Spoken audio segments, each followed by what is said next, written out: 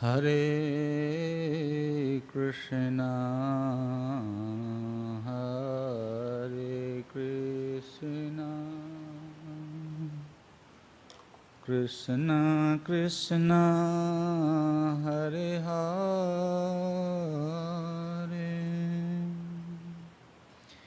Hare Rama, Hare Rama, Rama Rama, Hare Hare,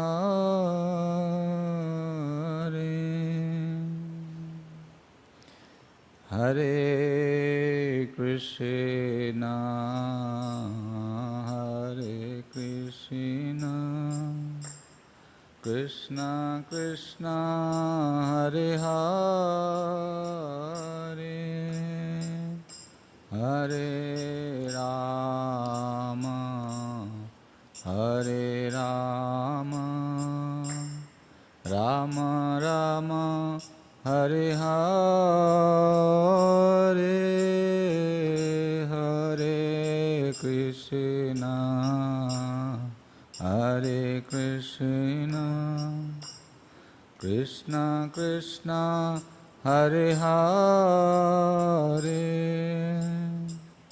Hare Rama, Hare Rama, Rama Rama, Hare Hare,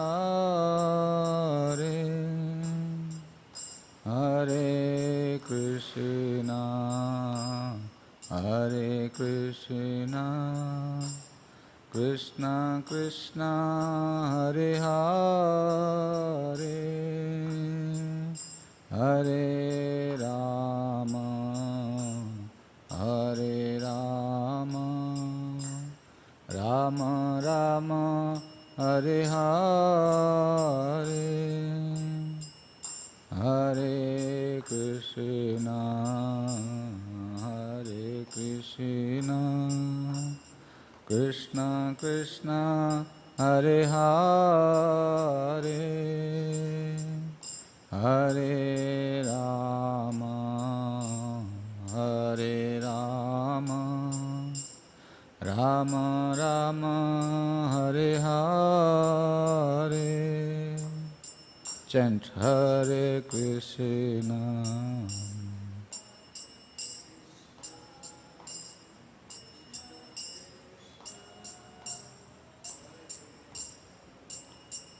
Hare Rama, Hare Rama, Rama Rama, Hare Hare,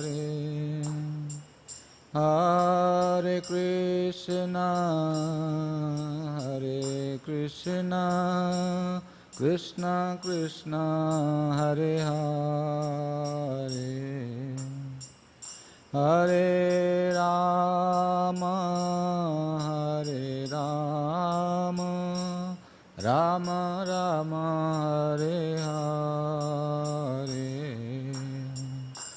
Hare Krishna, Hare Krishna, Krishna Krishna, Hare Hare,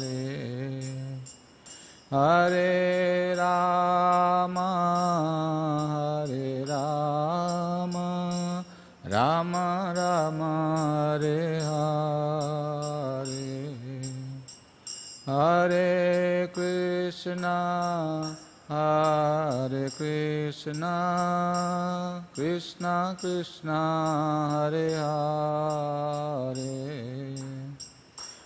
Hare Rama, Hare Rama, Rama Rama, Hare Hare, Hare Krishna, Hare Krishna, Krishna Krishna, Hare Hare, Hare Rama, Rama Rama, Hare Hare, Hare Krishna, Krishna Krishna, Hare Hare, Hare Rama, Rama Rama, Hare Hare, Hare Krishna,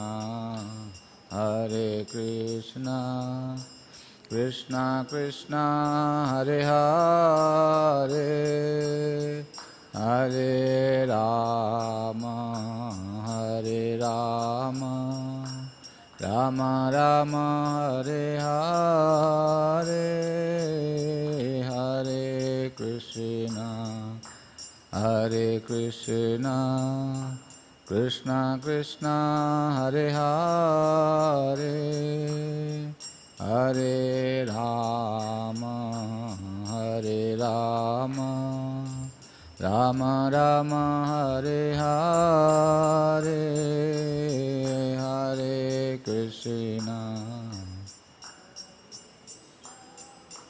Krishna Krishna, Hare Hare,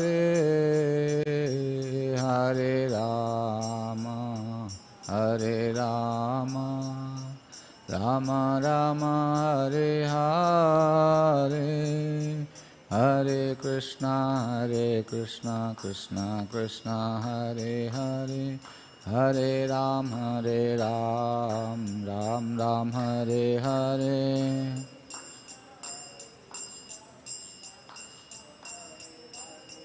Hare Ram, Ram Ram, Hare Krishna, Krishna Krishna, Hare Hare, Hare Ram, Ram Ram, Hare Hare,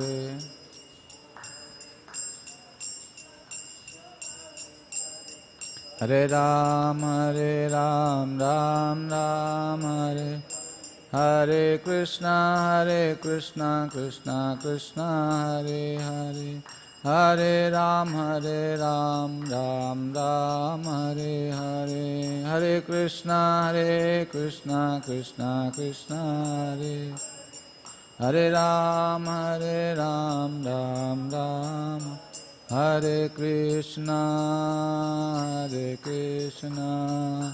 Krishna Krishna, Hare Hare, Hare Rama,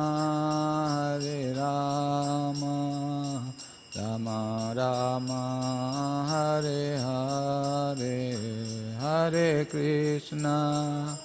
Hare Krishna, Krishna Krishna, Hare Hare, Hare Rama, Rama Rama, Hare Hare, Hare Krishna, Krishna Krishna, Hare Hare, Hare Rama, Rama Rama, Hare Hare.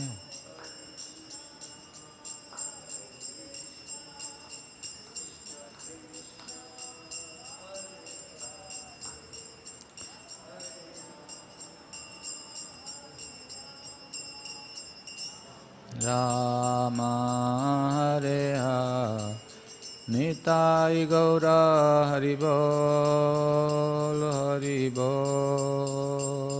Haribol, Nitai Gaura Haribol, Nitai Gaura Haribol, Haribol, Haribol, Nitai Gaura Haribol. Srila Prabhupada ki, Samaveta Bhaktavinda ki, Nitai Gaura Premanande, Hari Hari Bol. Om Ajnanatimirandhasya Jnananjana Salakaya चक्षुरुन्मिलितं येन तस्मै श्रीगुरवे नमः। श्रीचैतन्यमनोभीष्टं स्थापितं येन भूतले स्वयं रूपकदा मह्यं ददाति स्वपदान्तिकम्। नमो विष्णुपादाय कृष्णपृष्ठाय भूतले श्रीमते भक्तिवेदान्त स्वामिनिति नामिने। नमस्ते सारस्वती देवे गौरवाणी प्रचारिणे निर्विशेषशून्यवादी पाश्चात्यदेशतारिणे। वंशाकल्पतरुभ्यश्च कृपा सिन्धुभ्यैव च पतितानां पावनेभ्यो वैष्णवेभ्यो नमो नमः। हे कृष्ण करुणा सिन्धो दीनबन्धो जगत्पते गोपेश गोपिकान्त राधाकान्त नमस्तुते। तप्तकाञ्चन गौराङ्गी राधे वृन्दावनेश्वरी वृषभानुसुते देवी प्रणमामि हरिप्रिये। श्रीकृष्ण चैतन्य प्रभु नित्यानन्द श्री अद्वैत गदाधर शिवासादि गौरभक्तवृन्द। हरे कृष्णा कृष्ण कृष्ण हरे हरे, हरे राम राम राम हरे हरे। हरे कृष्ण कृष्ण कृष्ण हरे हरे, हरे राम राम राम हरे हरे। हरे कृष्ण कृष्ण कृष्ण हरे हरे, हरे Ram Ram Ram Hare Hare.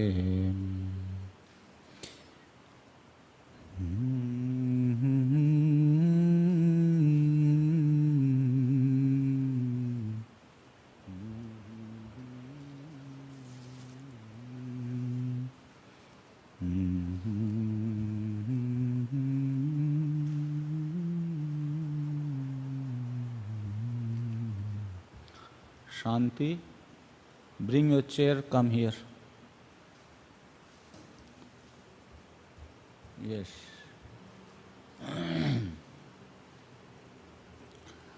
So,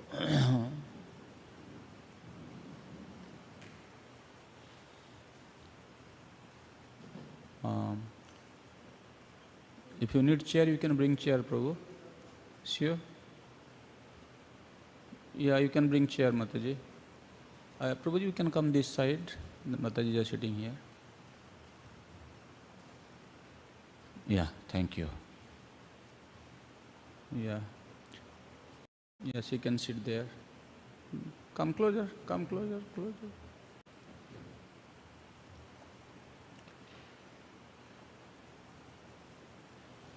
So, today we are going to discuss about the glory of pure devotional service.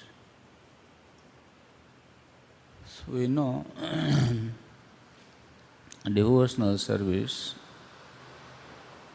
bhakti is practiced by many religious traditions. Everybody say we are practicing bhakti.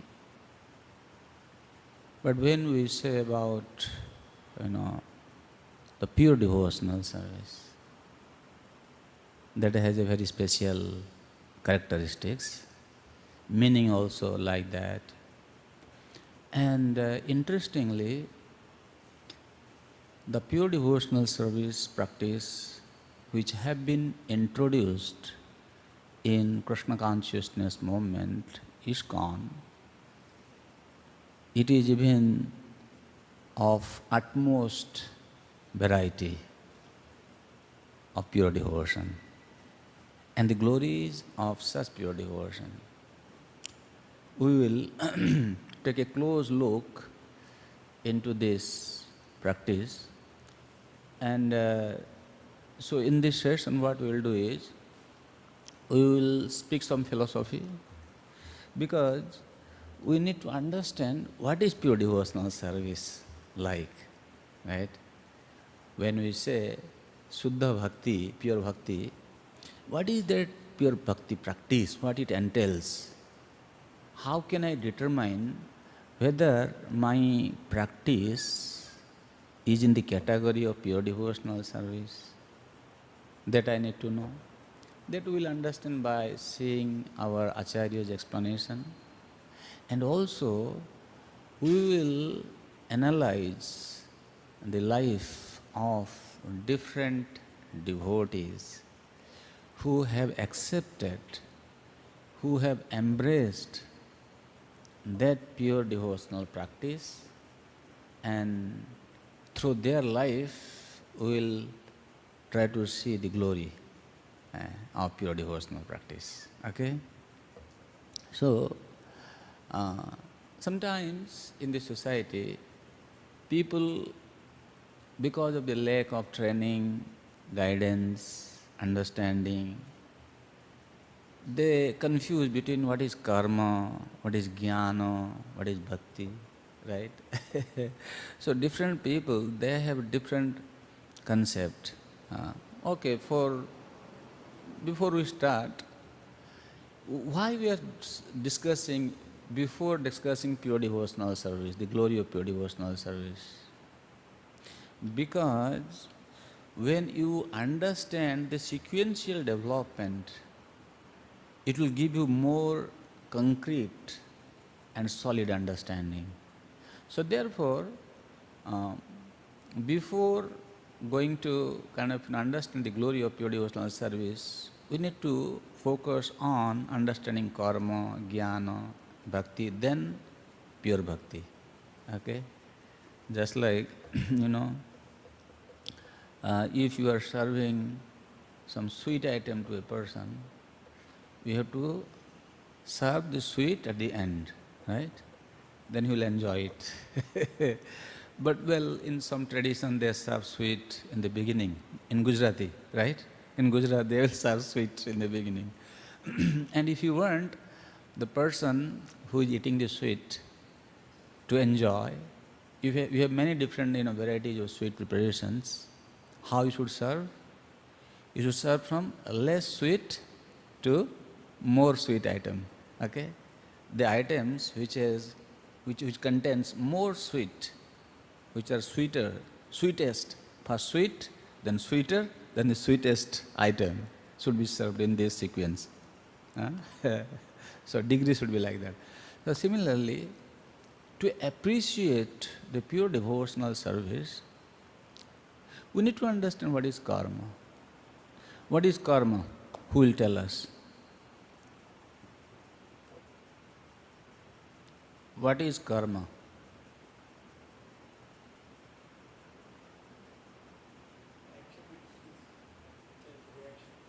Action which has got reaction. Very nice. You have very, very correctly, in a very simplified way, you have explained it. The activity by undertaking which later on the performer going to suffer for the consequences. That is karma. If you see, in the Veda, there is also explanation given about karma. And in the world, people are also doing karma. What the people in this world are doing, and they say this is karma, what is that? Mostly our modern civilization is largely centered around economic development, and their every activity is in a form of pursuit for sense gratification, right? But they say this is karma, and which has got a very severe reaction to their activities. But when we see from the Vedic perspective,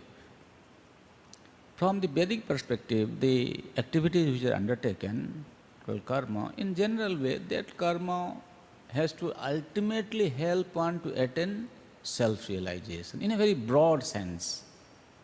Then they accept it in the Veda. Okay? According to Bhagavata understanding, what is karma? Tat karma hari tosham ijat. Here the definition of karma given in Srimad Bhagavatam, tat karma, that act that pleases the Supreme Lord. Tat karma hari tosham ijat means we perform certain activity which is actually pleasing to the Supreme Lord. That is actually karma. For the devotees who are readers of Bhagavatam, that was actually what happened. Why Bhagavatam is saying like this? You see, there used to be a king by the name Prachina Barhi. This Prachina Barhi, he was very much engaged in performing sacrifices. Means being inspired by his fruitive desires. Fruitive desires mean people, they want to achieve some goal, some benefit, okay, in this world.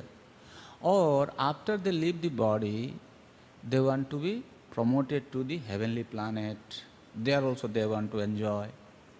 So those who are desirous to attain enjoyment in this world or even after leaving the body in the heavenly planets, for them there are certain prescriptions given in the Veda by following which they can attain their goals.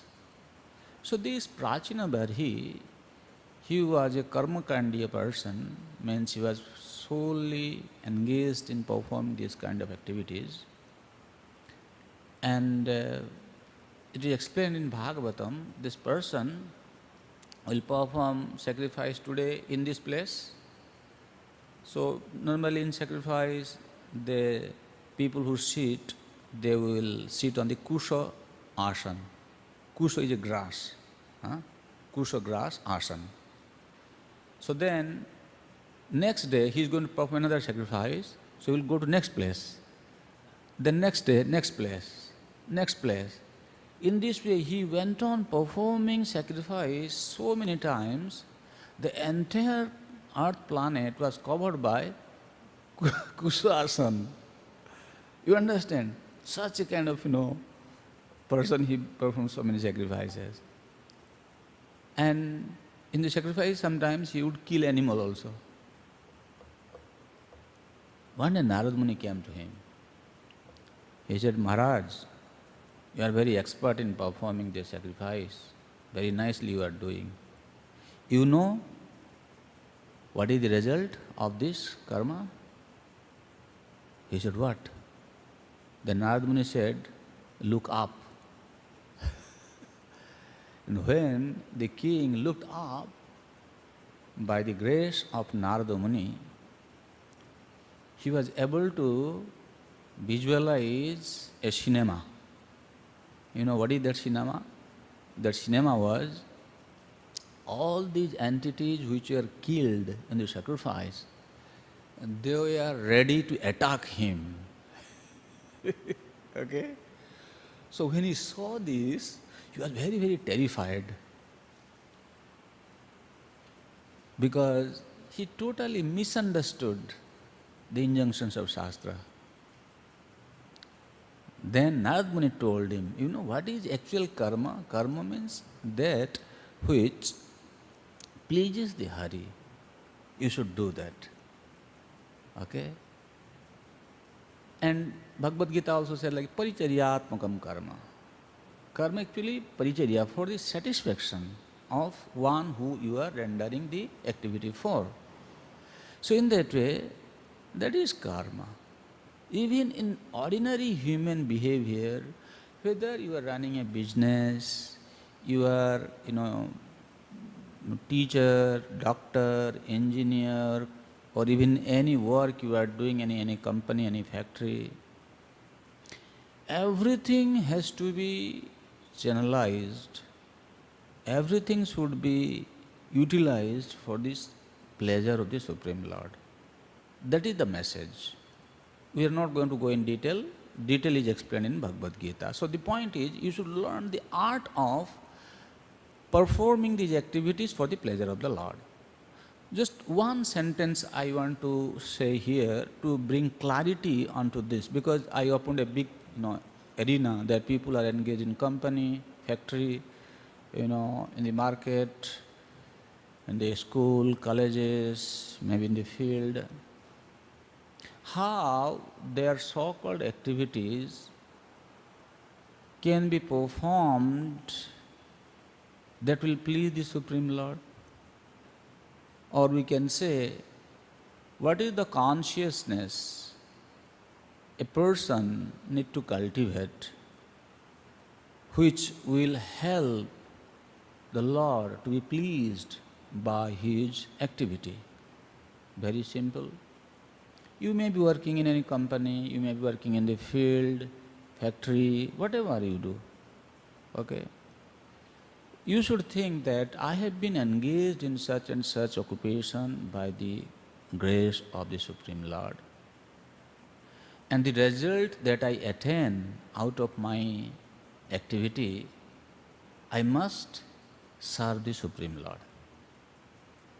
Means, you have your dependent family members, right? Your wife is there, your children are there, your extended family members are there. So what you should think? You earn money, you will take care of them. But you should think in your mind, in your consciousness, that Krishna is maintainer. Krishna maintains everybody, and he is also maintaining my family.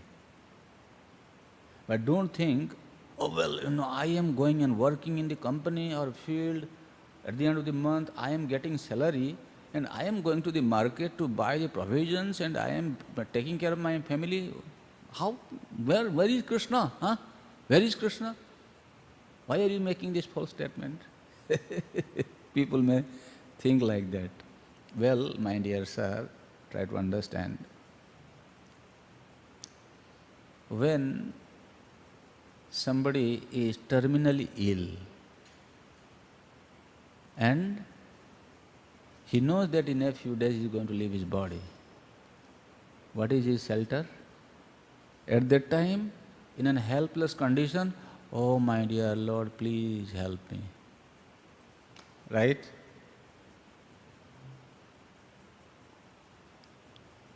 You don't want to see how the Lord is actually taking care of everybody, maintaining everybody. Somebody very, he's good, healthy, because of some unforeseen situations, he was attacked by paralysis. All on a sudden, he lost his walking capacity. Even his hand cannot reach to his mouth. Who is maintaining? Your hand is there, just eat. Huh? You think by your own ability you can do so many things. Why don't you eat? Krishna actually taking care of everything. So you should be fully convinced that he is actually maintainer, he is taking care of everybody. But what is my role? My role is, I am his servant. Means, on behalf of Krishna, I am maintaining them. Makes sense? Just like we know in some big family, I mean those rich people family, they have a servant at home. Huh? The landlord going to the market, he is buying milk for the child, and then he brings and gives to the maid. He said, "Oh, feed the baby." Right? Who is feeding the baby? Who is feeding the baby? Huh? Who is feeding the milk to the baby? Servant? He is saying the house, the owner. She is saying the maid. Yes. We need to understand. Both are correct actually. What is the understanding? Maid is feeding the milk to the baby on behalf of the master. Not that she is just doing on her own. Master has, instructed her, so she is feeding the milk. And because he is the master, her child, he has to feed the baby. That's why he is arranging the milk for the baby. So he is actually feeding the milk to the baby. Right? That's nice, synchronized thought.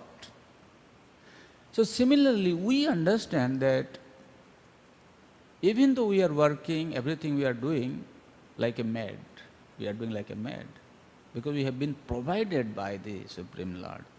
So if we maintain this consciousness, then tat karma harito samjat.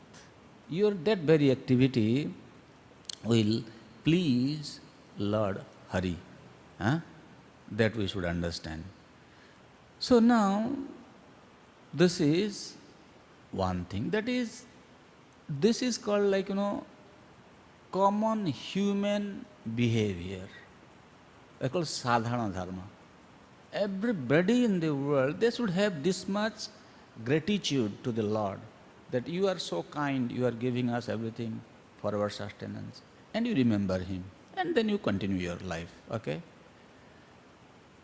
Even though there is a devotion involved here, but there is more to it. We need to understand in due course. Okay? And also in the same conversation, Narad Muni also told Prachina Varihi that sa vidya tanmatiriyaya. Even the vidya, knowledge, which leads to the fixation of one's mind in Hari, is called vidya, knowledge. Now you can see so many schools, colleges, universities are there in the world. Whatever the students are taught in the university, does it help them to fix their mind unto the Supreme Lord? Then according to Bhagavatam understanding, that is avidya, that is not vidya. Okay? So, you see, everything has a link to the Supreme Lord. So, then if we talk about bhakti,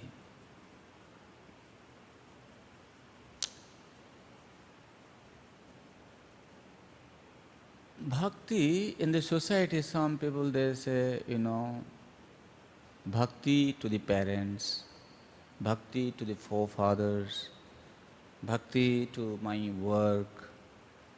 Different way people define bhakti, right? But actually, what is bhakti? Bhakti in Gopal Tapani Upanishad. It's bhakti asya bhajanam. Bhakti is very clearly defined in the Upanishad. When we say bhakti, bhakti means devotional service unto Krishna. Because it is explained in Gopal Tapani Upanishad. Somebody may have Deva Bhakti, somebody may have Manushya Bhakti, devotion to the human being. Oh, so many people, they are worshipping cricketers, film stars, so many, people are worshipping some human being, right? And some entity, they also worship demigods. and some others also worshipping Krishna. But actual bhakti means devotion to Krishna. That's why I quoted this from Gopal Tapani Upanishad. Bhakti asya bhajanam. Asya means Krishnasya bhajanam is called bhakti. So, then if we further analyze, there are so many people engaged in serving Krishna. Okay? Is it so that all of them are performing bhakti? You may say yes. Now we need to further analyze what kind of bhakti they are performing. How to understand who is practicing what type of bhakti. Okay?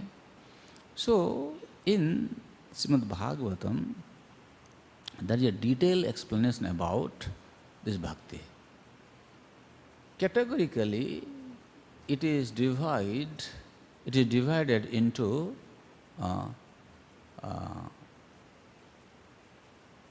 under the influence of modes, 3 types, that is Sattvika, Rajasika, Tamasika, and one type of bhakti which is beyond the modes. Okay? Again, this, Sattvika, Rajasika and Tamasika bhakti, if you see from the perspective of 9 limbs of devotional service, then it becomes 81 types, 81 varieties of bhakti. Okay? How it is happening, now we will see. So here it is explained that this bhakti can be either tamasika bhakti, rajasika bhakti or sattvika bhakti. So these are all not pure devotional service, by the way you should know. And if we say bhakti is rajasika, tamasika or sattvika, sometimes it can be confusing, because actually bhakti in its essential characteristics, it is nirguna, without guna, it's beyond the influence of the modes. But why it has been defined that tamasika, rajasika or sattvika bhakti? Because it is contaminated by the performer's mood, the guna he has acquired. How the consciousness of the performer is contaminating, that is defining what kind of bhakti he is performing. For example, if we say, let us start with tamasika bhakti. Okay? Tamasika bhakti also again is further divided into 3 types. That is called adham tamasi bhakti, madhyama tamasa bhakti and uttam tamasa bhakti. Okay? So what is that? How to understand the person who is engaged in devotional service, his bhakti is on the lowest category, which is called adhama tamasika bhakti. It is explained, jaschanyasya vinasartham bhajate shraddhaya harim. Externally speaking, this person is very dedicatedly engaged in worshipping Hari, the Supreme Lord. Okay? But why? Anyasya vinasartham. He wants to harm others. There are some people who engage themselves in bhakti with faith, but their intention is to harm other people. This is the lowest form of tamasika bhakti. Okay? So if you find there's somebody, you see, here mostly people who are, into black magic, black magic? Anyasya vinasartham. Just to harm others, people kind of, do all this kind of, stuff. And externally they may be, showing, oh, he is a great devotee of the Lord. This is very dangerous. Okay? So this is ghor tamasika bhakti. Okay? Then, madhyama tamasa bhakti. Jvarchayid kaitavadhya swaini swapatim jatha. It is explained that one who worships Narayana with deceitful intent, just as an unfaithful wife worships her husband. That is called Madhyama Tamasa Bhakti. Means an unfaithful wife will do everything very nicely in front of her husband, but behind she is always thinking of somebody else. Swaini swapatim jatha. Kaitavadhya. She has a deceitful intent. Similarly, he is serving the Lord, but he is thinking, I am more clever. Okay? He has his own plan. He is making his own way. That is not a good bhakti. Okay? That is called Madhyama Tamasa. Then Uttama Tamasa Bhakti. Deva Puja Parandrishtva Spardhaya Jvarchayad Harim Sunusvo Prithivi Pala Sa Bhakti Tamasottama. One who worships Lord Hari out of envy upon seeing others engaged in worshipping the Lord. Everything is so detailed, explained, fitting into human consciousness. He wants to also serve the Lord. Why? Out of envy. What is the envy? Others are engaged in serving the Lord.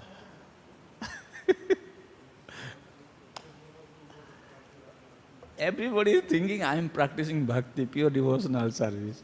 What is pure devotional service you are practicing? Huh? He worships the Lord. Why? Why he is doing this? He has envy. That is, again, Uttama Tamasa Bhakti. Okay? Then, Rajasika Bhakti also have been defined in 3 ways. What is that? Dhana dhanya dikam jastu prarthayan narchayan harim. Saddhaya paraya yukta sa rajasa rajasi adhama smrita. Lowest category of Rajasa Bhakti. What is that? Dhana dhanya dikam jastu. So, he is engaged in the worship of the Lord while praying for wealth, grain, or some material benefits, we can say. Many people, they go to the temple, why?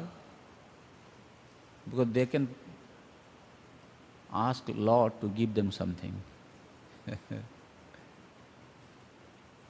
You may say, well, they are going to the Lord, at least they are not going to the demigods. From that perspective, that is good. But try to understand this. If somebody is going to the Lord for material benefit, what will happen? he will get his material benefit for sure. If his intention is not clear, then what will happen? After his desires are fulfilled, then he will give up bhakti. Because he has got what he wanted. Many people, they do that. Huh? You agree, right? Yes. So that is not actually the goal of bhakti. What will happen when they go to the Lord, they worship, they pray, and after their desire is fulfilled, and then again they keep coming to the Lord, not with a desire to again ask for more benedictions, but okay, sometimes they may ask for more benedictions. Lord, again He will give. Again He is coming back. And after some time he realized, oh, what is the use of this? I get whatever I want, I got everything. Oh, you are so kind. Now he doesn't want anything. You understand? Still he keeps coming. That time, what he will do?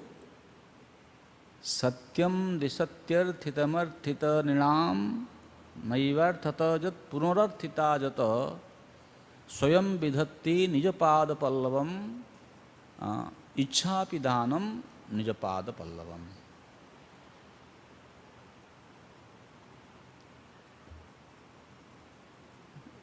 Swayam vidhatte bhajatam anichhatam. This person is coming, he is not asking anything now. He has been coming regularly, praying to the Lord. Lord has been fulfilling all his desires because he knows he is my child coming to me. What can he do? He said, okay, take it. And then after some time, he is contented. He doesn't want anything. He just comes and, oh my dear Lord, you are very kind. No, you have given me everything. I am so happy. I just want to see you. I just want to serve you. Now he is not asking anything. This is the time Lord will give him his shelter. You try to understand how one can attend this pure devotional service. Here we are talking about Adham Rajasa Bhakti. That he is coming and he is just kind of, begging to the Lord, give me this, give me. He has made Lord as his kind of, order carrier. He has found a good, servant. Go, get this for me. Go, get this for me. He is using Lord as his servant. And after some time, he forgets him also. That is the lowest category. But when, as I explained, he still comes and prays to the Lord, but doesn't want anything, Ichha pidhanam nijapada pallavam. Pidhan means lead. In a ball, there is a hole on top, there is the opening of the whole, vessel. You keep something, maybe you can say there are snakes in a ball, and the snakes are trying to come out of the opening, the mouth, okay? Then what you do? You seal the, opening of the vessel. Can the snake come out? No. The snake-like desire are there in our vessel-like heart. They are always trying to come out. Lord will say, well, this man have been troubled so much by all these poisonous snakes. Now, he doesn't want anything, okay? He will place his lotus feet on the opening of that heart-like vessel which contain so many, snakes, poisonous snakes in form of different material desires, so that no desire will come out again. Ichha pidhanam nijapada pallavam.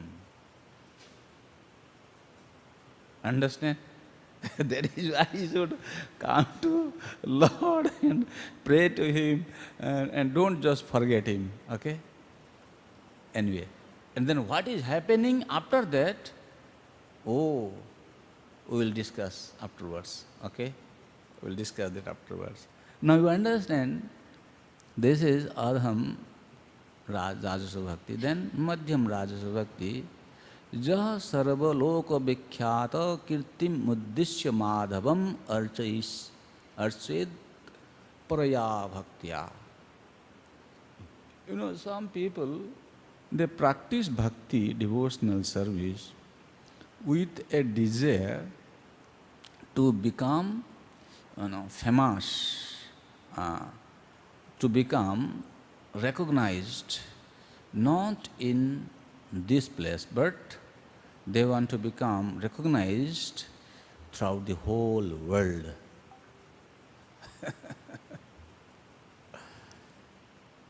By the way, this is applicable to us also. You are practicing bhakti nicely. Why? Because I want everybody to know me, how great I am. That's why it is said, Jah sarvaloka vikhyata kirtim uddeshya madhavam archayat. He is engaged in service, but he wants name, fame in the whole world.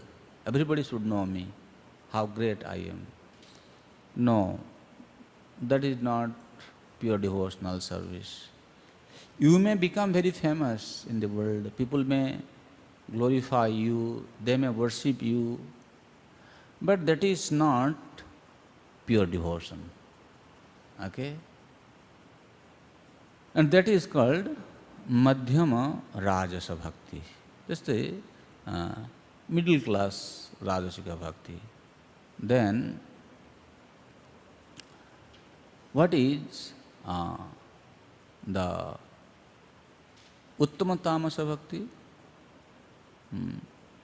Salokyadi padam jastu samuddeshya chedharim sa rajasyuttama bhakti kirtita prithivipate.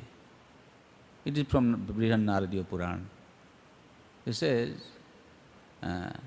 one who performs worship to the Supreme Lord with the aim of attaining the residence in the abode of the Supreme Lord. That is called Uttama Rajasa Bhakti. Okay? So, then there is explanation about Sattvika Bhakti also. Sattvika Bhakti is also of three types. In Sattvika Bhakti, the lowest type of Sattvika Bhakti is worship out of desire for purification from one's sin. Some people, they come, they undertake bhakti, they pray to the Lord so that they can become free from their sins. Yes, they do that. People do that. And there is a particular group of people in one tradition, they go to the Lord in front of their priest, they confess, this is the sin I have committed. That is not actually pure bhakti. They don't know. So here is this lowest category. And then middle class of Sattvika Bhakti, worship the Lord thinking, this is dear to the Lord. This is little better. Now, gradually coming. Okay? Bhagavat Priti Muddishya. He is doing for the pleasure of the Lord. Okay? Now you can see this is where the door is opening now. Then, that's why you remember I told you that at least we should be doing anything, we should know that the concept is I want to please the Supreme Lord and the consciousness is being cultivated. That will open the door actually for Shuddha Bhakti. Then the Uttama type of Sattvika Bhakti is worship based on scriptural injunctions.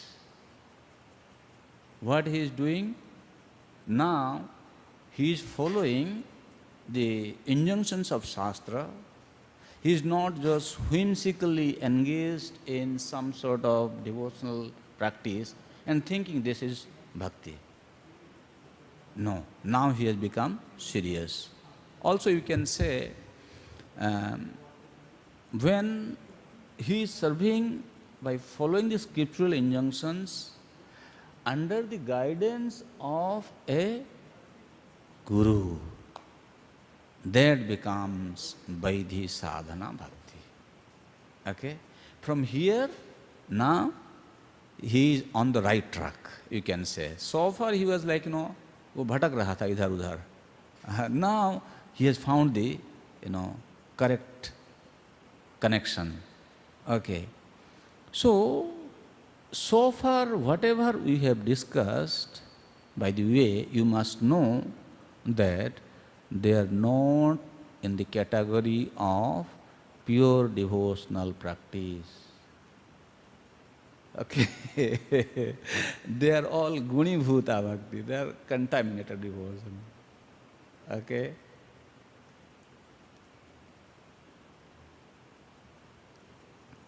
But we need to understand now, in the case of Rajasic and Tamasika Bhakti, when the desired results are attained, but true devotion is absent, right? Whatever we discussed in Rajasic and Tamasika Bhakti, his goal is not to serve the Lord. He has some different desire, okay? So therefore, true devotion is absent in the cultivation of Rajasic and Tamasika Bhakti. The outcome is generally limited to the specific fruit they sought. The glory of bhakti is actually higher than this.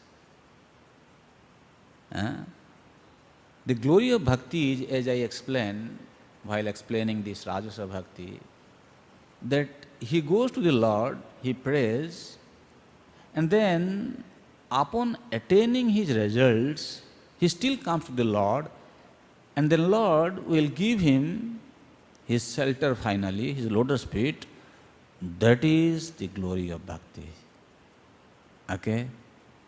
And if we try to understand from the scripture, is there any evidence in the scripture which speak about this kind of practice, that somebody who came to the Lord and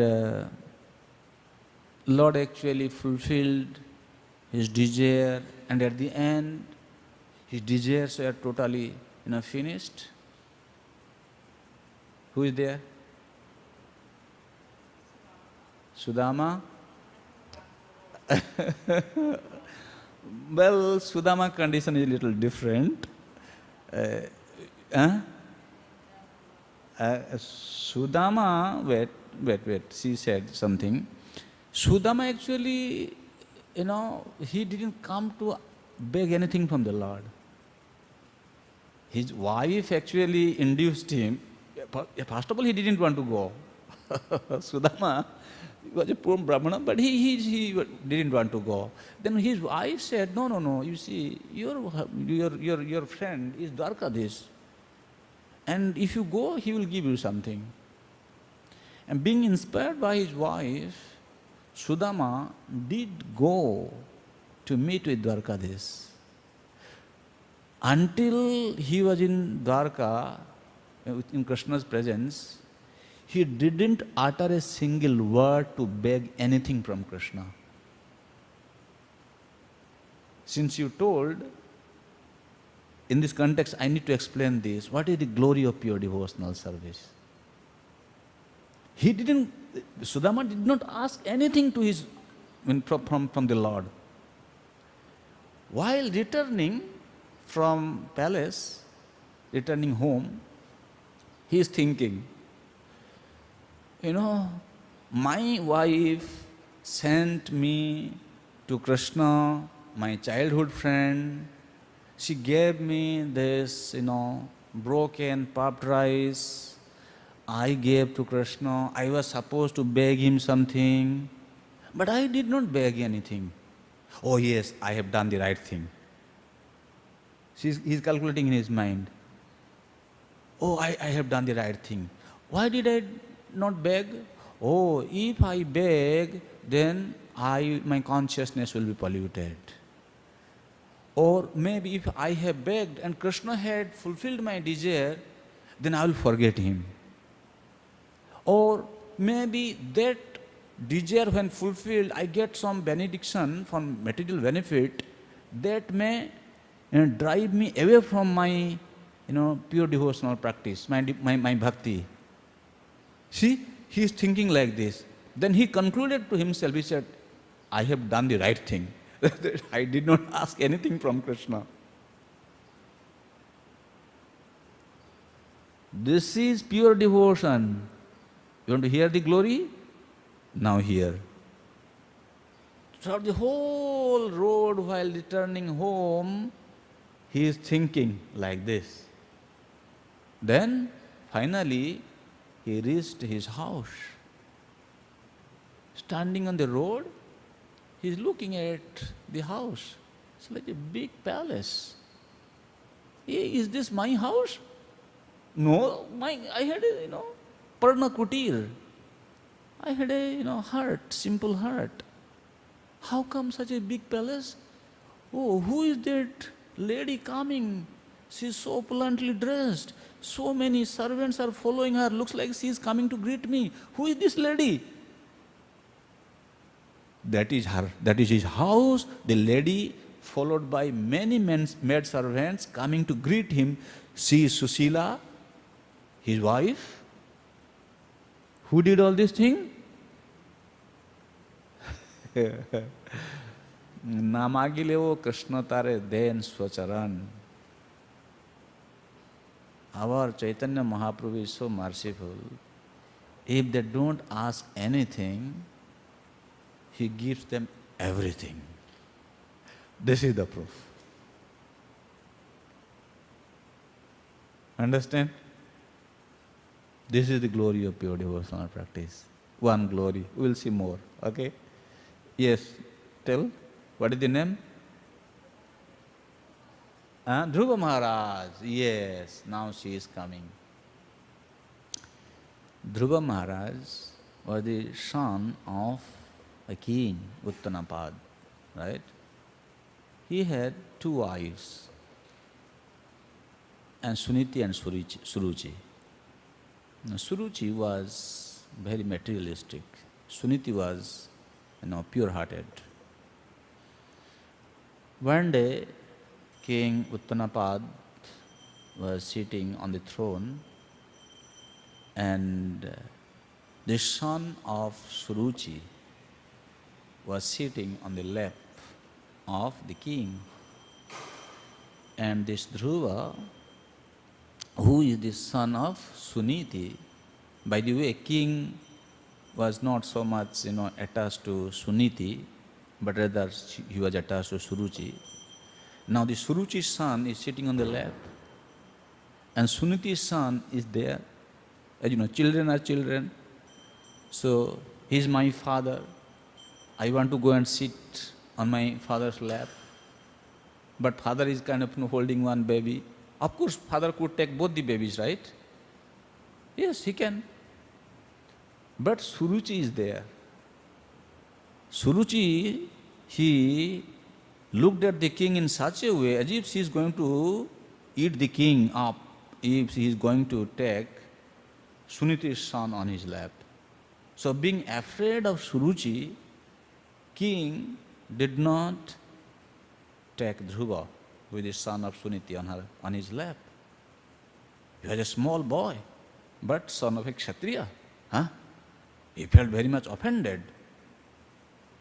And he went crying to his mother, Suniti.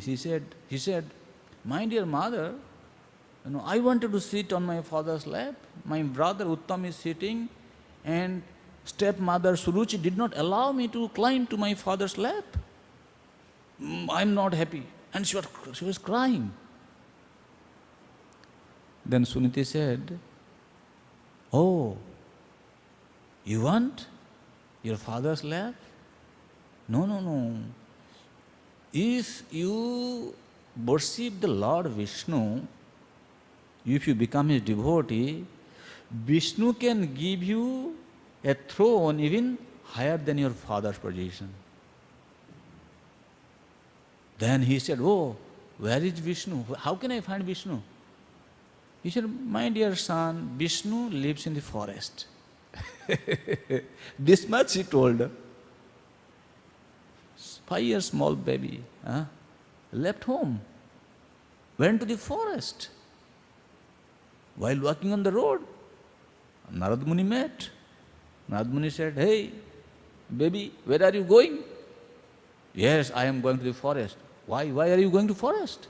Small child, where are you going? "No, I want to meet Vishnu." "Vishnu? Hey, who told you?" "My mother told me Vishnu is there in the forest." He said, No, no. Hey, don't go to forest. There are so many ferocious animals in the forest, and if you go there, they will kill you. Go back home. Small child. Now you should be playing with your friends, playmates. Why are you going to the forest? Go back. Dhruva said, "My dear Narad Muni, you want to help me? If you can help me, help me. If you don't want to help me, I am going." Wow! Narad Muni said, "Yes, now he has succeeded in the test." Narad Muni put a very severe test to check how determined this boy is to attain Shuddha Bhakti. Who can give Shuddha Bhakti? One who has Shuddha Bhakti, he can give Shuddha Bhakti. Narad Muni has Shuddha Bhakti. Narad Muni is now convinced. All right, you have succeeded the test. Okay. He gave the mantra. Now, you go chant this mantra. He went to the forest. In Madhuban, Vrindavan, there is a place called Madhuban. And started chanting the mantra, collecting fruits and chanting mantra. After some time thinking, no, nothing is happening. I need to become more austere. He stopped eating fruits. He was collecting dry leaves. Again, he gave up eating dry leaves. Then started drinking only water. After some time, no, not working. Stopped drinking water. Still, Vishnu is not coming.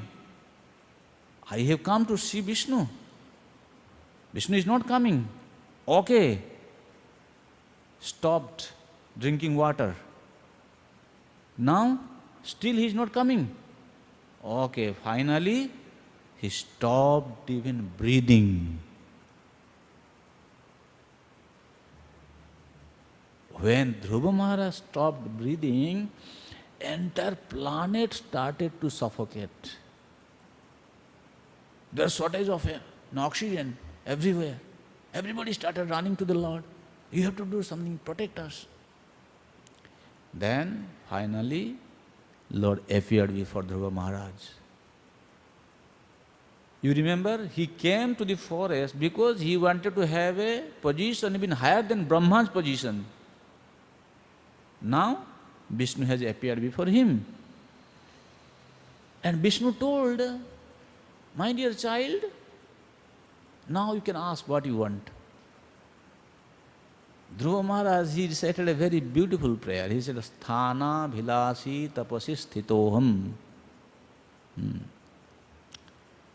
Kacham vichinvan api divyaratnam swamin kritarthosmi baram na jache.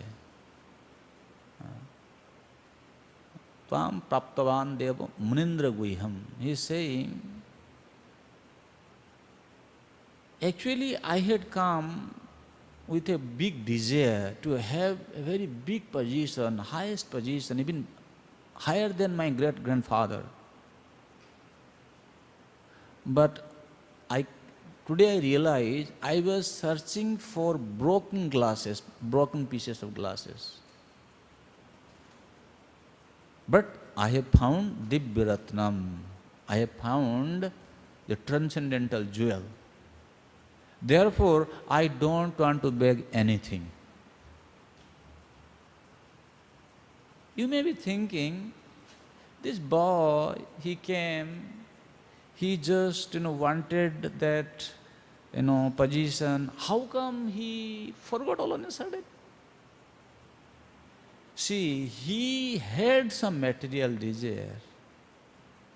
But when Lord appeared before him, this small child, he had not gone to school yet. He did not learn anything. But when Vishnu appeared before him, Vishnu touched his conch shell on his forehead. That's how entire realization was revealed to him. That is Lord's mercy. Okay? So yes, this is the glory of pure devotion. And you see what happened after that? Lord is saying, Vishnu is saying, I am asking you to beg because you want something. Why are you not asking? He said, no, I don't want anything. I have got Divya Ratna. What do I need? I don't need anything. Then Vishnu said, you are not asking and I don't give anything. In future, people will think, Vishnu is a cheater actually. Because, you see, he's such a small boy. He doesn't know anything. He didn't know how to beg. At least Vishnu, you know everything. He has come with this desire. Better you fulfill his desire. Why you did not fulfill his desire? So nobody will kind of believe on Vishnu. Lord said, okay, I will give you Dhruva Loka, which is beyond Brahma's position. And you will live there for 36,000 years. And after, you will come back to me. We'll go to Vishnu. Can you imagine the glory of pure devotion? So those who hear this kind of narrations, the pastimes, the exchange between the Lord and his devotee, they realize the potency of pure devotional service. Dhruva Prahlad Maharaj. There is another person, Prahlad Maharaj. Prahlad Maharaj also is very glorious.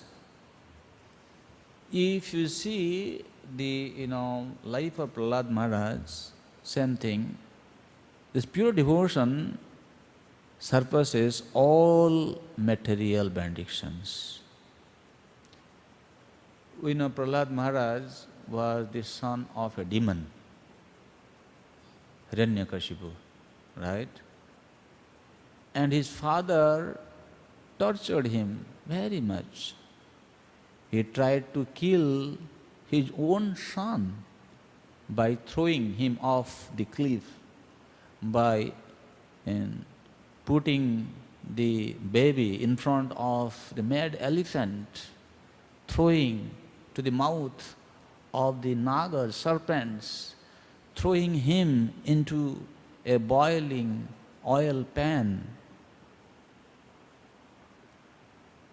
One time, he tied stone to Prahlad's neck and submerged him in the ocean. He is still chanting, praying. He is rescued everywhere.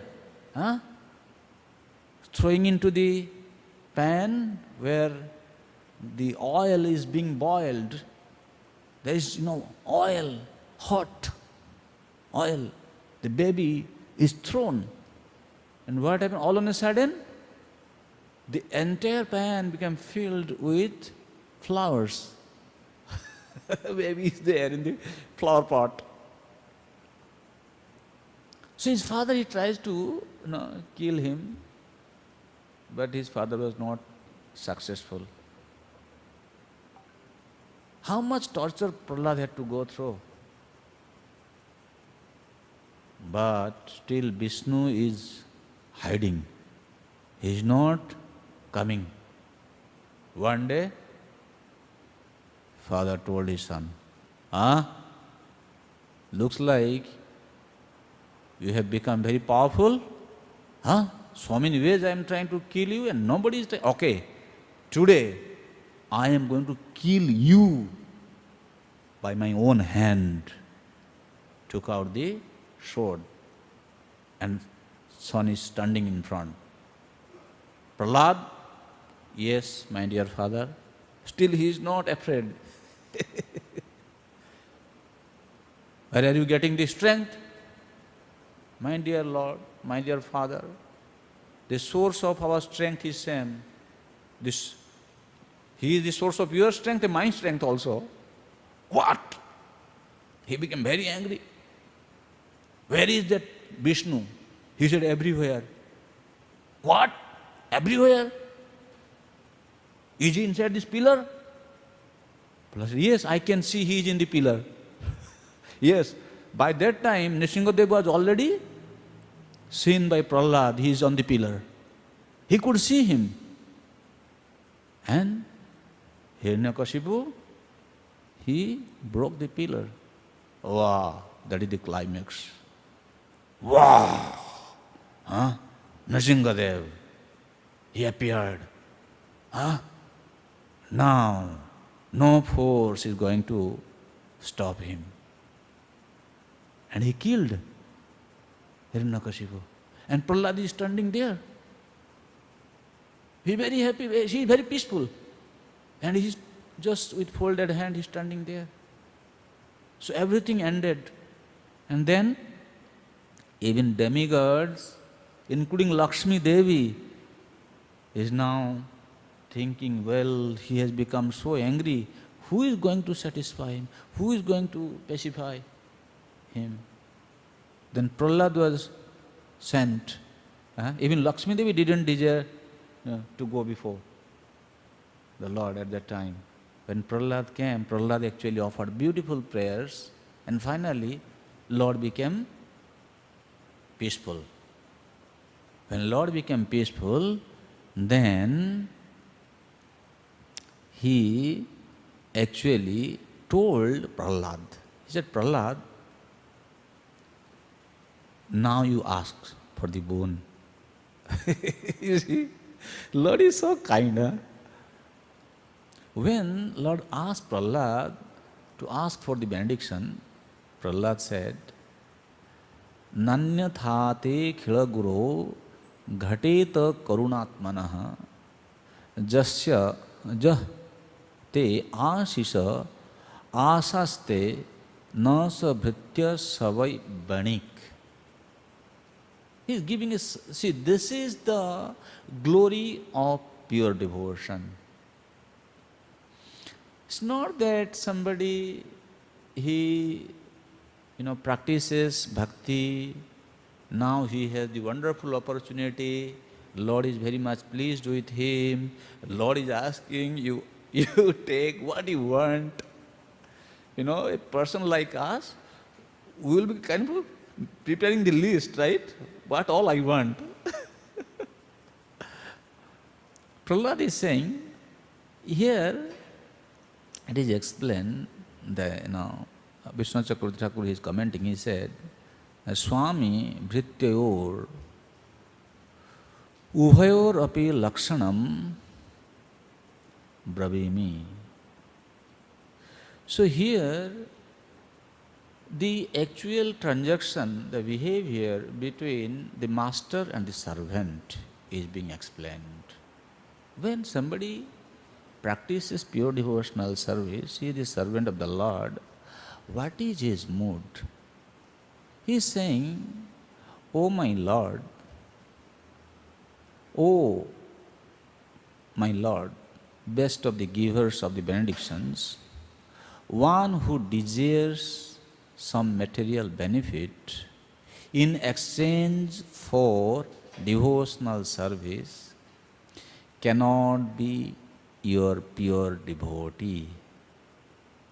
Indeed, he is no better than a merchant, Banik, who wants profit in exchange for service." Vishnu Chakravarti Thakur is saying, "Banik iti tubhyam kinchit patram pushpa naividyadikam dattva hasti ashva rathadi matim sampattim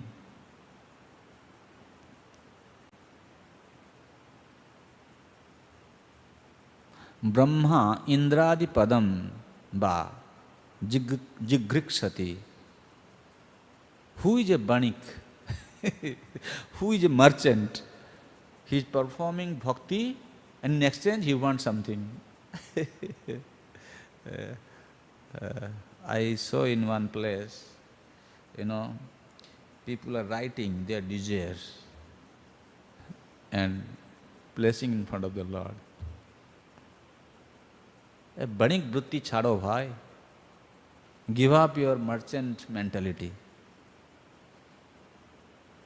He is saying that some people, they give you some fruits, flowers, leaves, some other, maybe ghee, whatever item, for the offering of the Lord, they bring.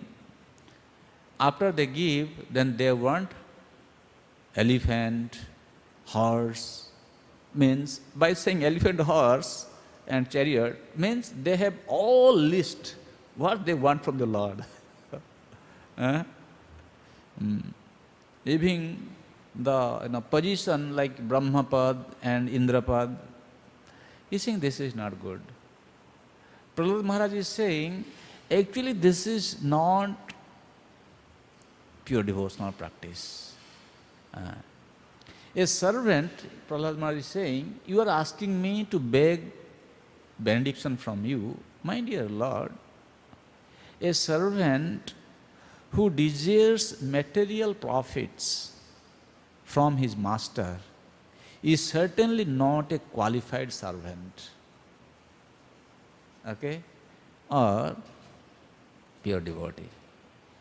Similarly, a master who bestows benediction upon his servant because of a desire to maintain a prestigious position as master is also not a pure master.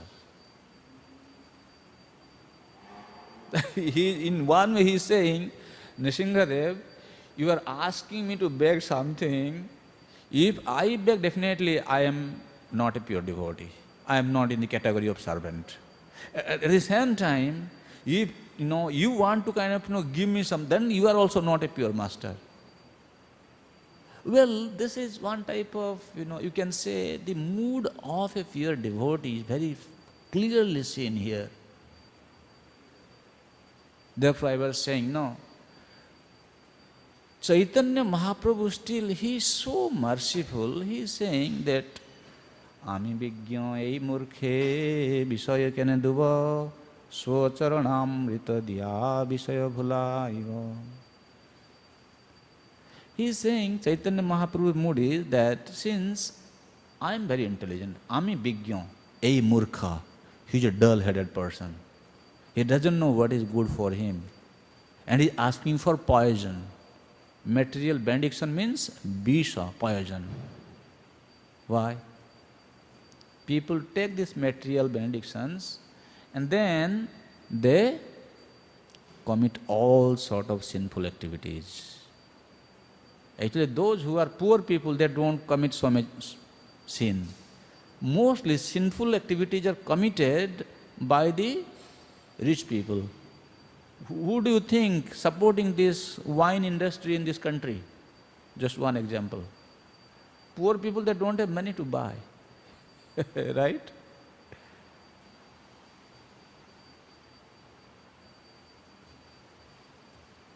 So, Mahaprabhu is saying that he doesn't know what is good for him. I cannot give him this material prosperity, which in turn will kill him. I'll give my lotus feet. Srila Prabhupada, very nicely, he's commenting on this text. He's saying,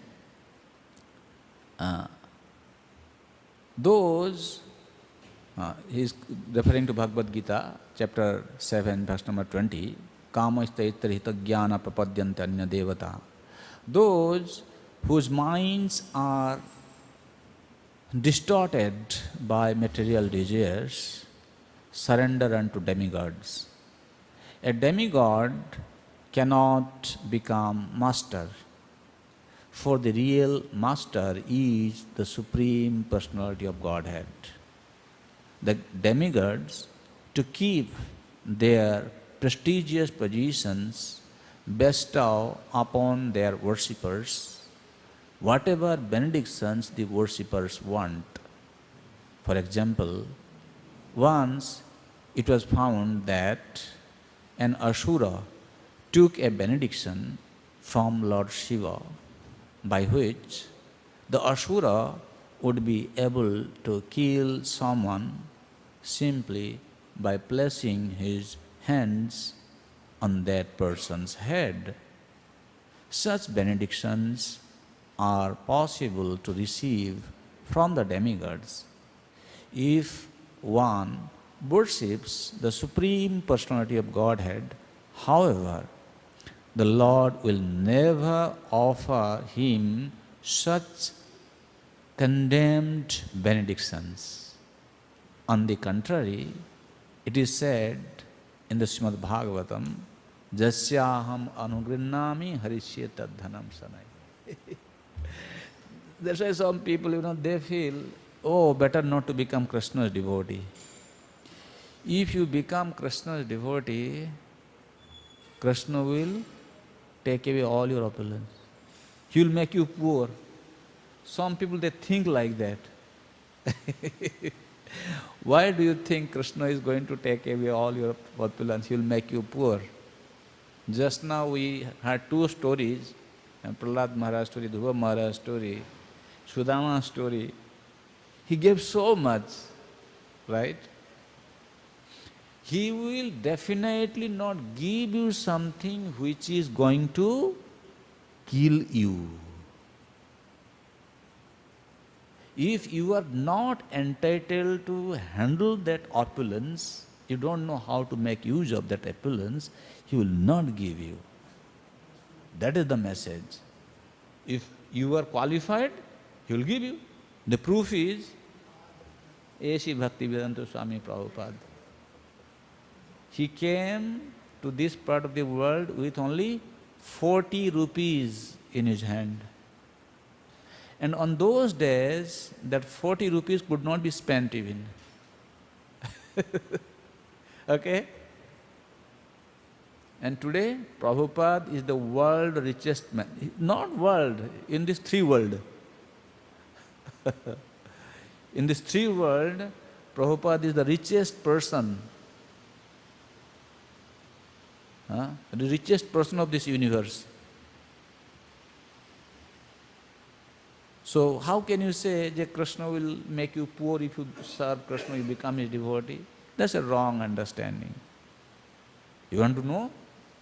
Even at present, in this altar you can see the first altar on the left. Is Chaitanya Mahaprabhu standing there. Chaitanya Mahaprabhu have been described as Mahabadanyaya, the most munificent personality. Means You cannot compare the munificence of Sri Chaitanya Mahaprabhu with anyone. Chaitanya Mahaprabhu had a great devotee. His name was Srivas. Srivas Pandit, Srivas Thakur, who was living next to Mahaprabhu's house. If you come to Mayapur, where I am coming from, that is the birthplace of Chaitanya Mahaprabhu, just next to Mahaprabhu's birthplace, there is house of Srivas.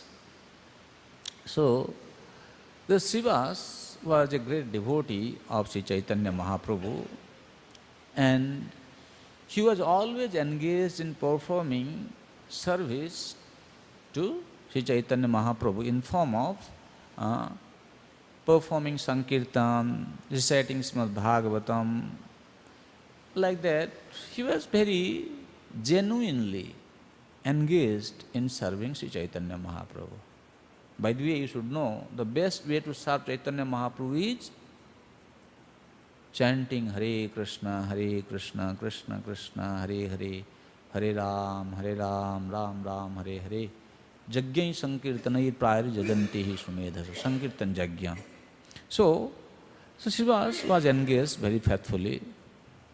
So one day, in a solitary place, Sri Chaitanya Mahaprabhu approached Srivas. And he was asking Srivas about his household affairs. Sometimes you see, Lord also, he, interacts with his devotee in a very, very bona fide way. Let us say it like that, right? People in this world, they have some kind of, need in this world. So even saintly person, they go and ask them. Even Chaitanya Mahaprabhu also, one day he went, approached Srivas. He was in a lonely place, and he's asking about his household affairs. Chaitanya Mahaprabhu asked him. He said, Srivas, I see that you do not go anywhere. Huh? How then do you support your family? I mean to say, I am asking you, how will you maintain your family? It looks like you are not going anywhere, you are just throughout the whole day sitting and chanting, doing this deity seva. What is this? Shiva said, I will truly tell you, I don't desire to go anywhere. Lord said, oh, you have large family, you have to maintain them, and you don't go anywhere, you are not working anywhere, you are not begging anybody. So, how will you maintain?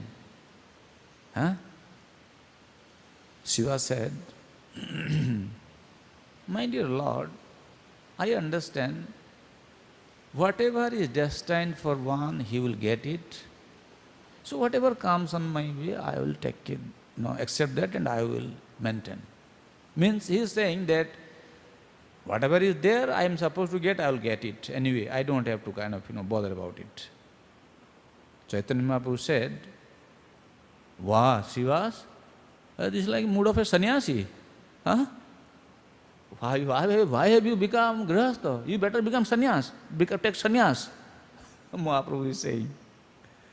Shiva said, I cannot do that. Then Mahaprabhu said, you will not take sannyas, you will not go to anyone's door to beg.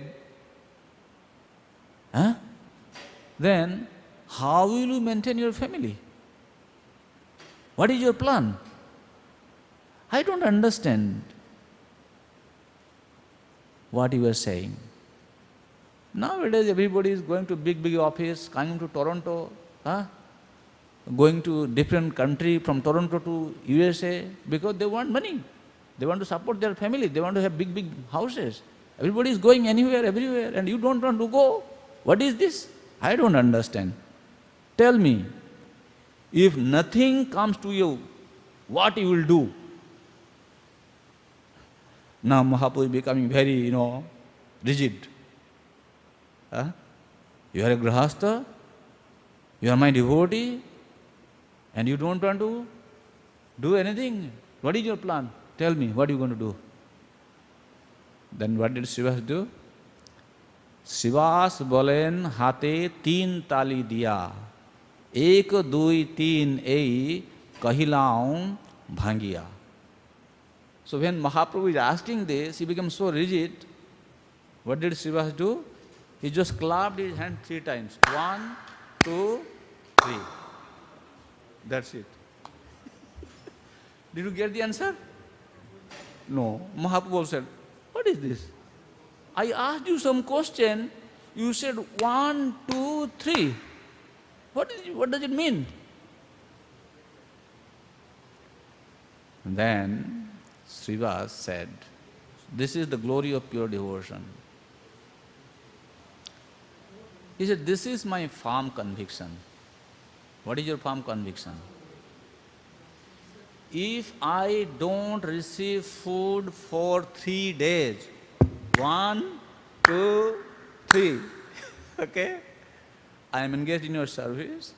If I don't get any food for 3 days, by the way, this is my conviction, then I tell you the truth.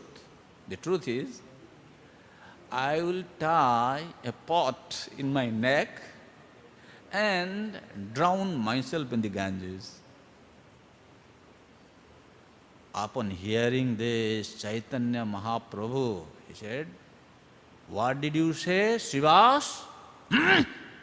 You dare to say this? Then interesting thing Chaitanya Mahaprabhu said. Mahaprabhu said, even if Lakshmi has to beg, this is how you see how Lord protects, He takes care of His devotee. He is saying, even if Lakshmi Devi has to go on begging,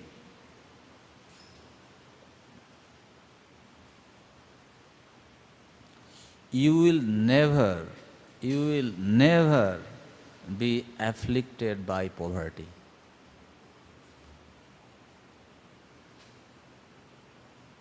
He said, Srivas, have you forgotten? In the Gita, I have told you, Ananyas chintayanto mam jejana parijupasate tesam nitya vijuktanam yogokshemam vahamyaham. Then Mahaprabhu finally said, I have promised in the Gita, anyone who is engaged in unflinching devotional service unto me, I protect what they have and I carry what they lack. So that means Mahaprabhu is confirming that serving Krishna for his pleasure should be the interest, not for any personal gain. And we have seen in the house of Srivas Thakur, one evening when Chaitanya Mahaprabhu was engaged in performing Sankirtan, his son left his body. Srivas was not bothered about it. In fact, his family members started crying, and he told them, he said, look, already you have lost your son. If you cry and Chaitanya Mahaprabhu's Sankirtan will be hindered because of you crying, you will lose me also. I will go to the Ganga and I will leave my body. You see, for a pure devotee, nothing is important in this world. We come to Krishna consciousness, we take up devotional service, and we think, everything should go all right with us. Nothing should be, wrong. I don't have to suffer for anything. I don't want to have any inconvenience.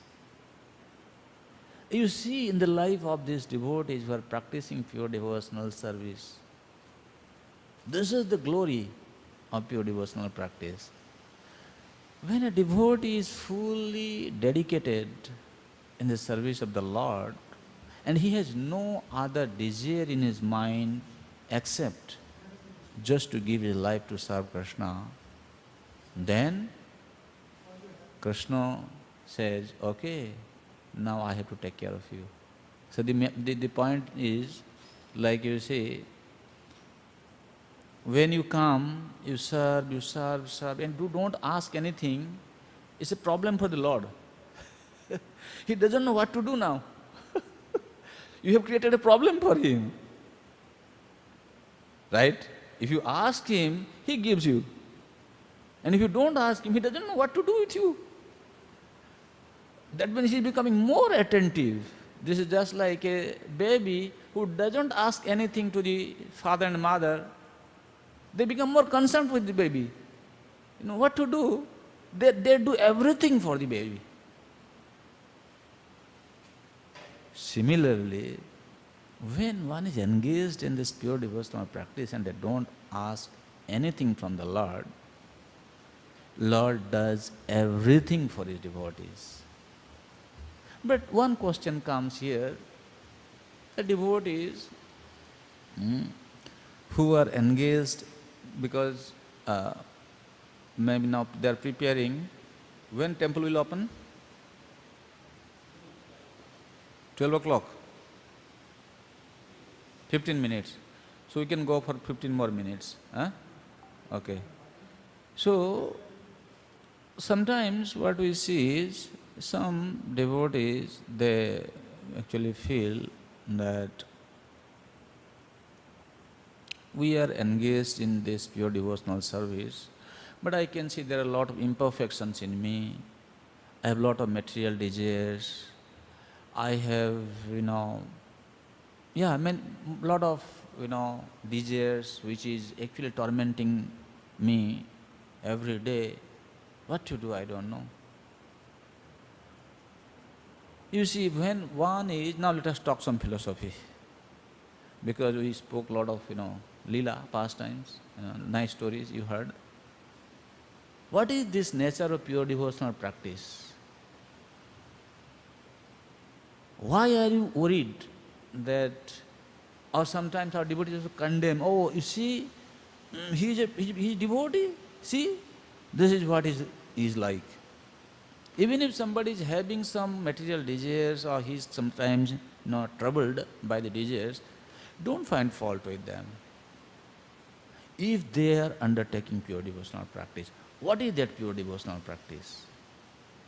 It is explained that Devanam gunalinganam anusravika karmanam sattva evaika manaso vritti swabhaviki tuja animitta bhagavati bhakti siddhe gariyasi jarayatya kosam nigirnam analajatha. If somebody undertakes pure devotional practice, what is the result? He is giving analogy that nigirnam analojatha. When you eat the food, after food is swallowed into the stomach, what do you do to get the food digested in your stomach? What do you do? Huh?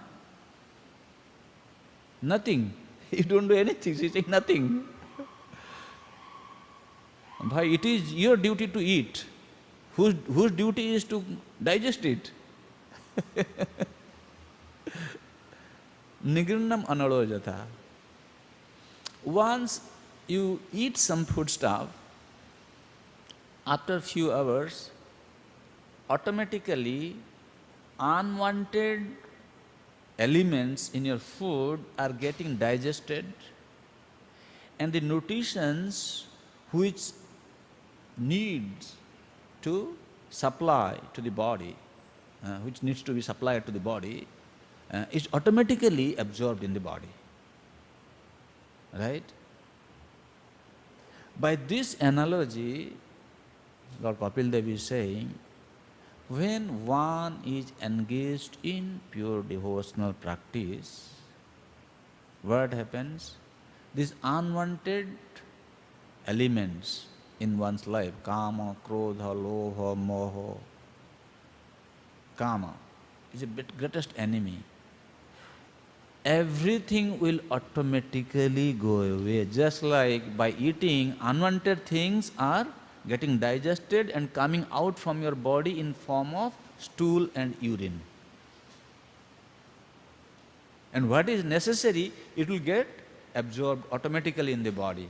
So pure devotional practice will help us to become free from the material contaminations, the anarthas we have, and the actual glory of pure devotional practice, which is to come to the platform of raganuga, the bhava, then to attain prema automatically become manifest in your life to nurture your devotional consciousness, your devotional career.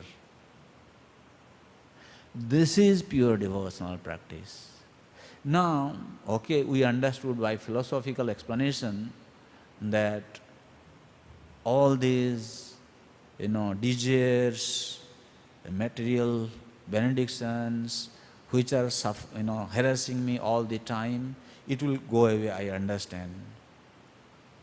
And then the highest form of bhakti, prema bhakti, will automatically become manifest. It will, provide the nutrition to my bhakti, and I will grow to come to the platform of prema bhakti.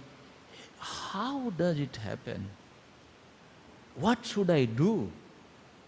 Therefore he is saying, Devanam gunolinganam anusravika karmanam.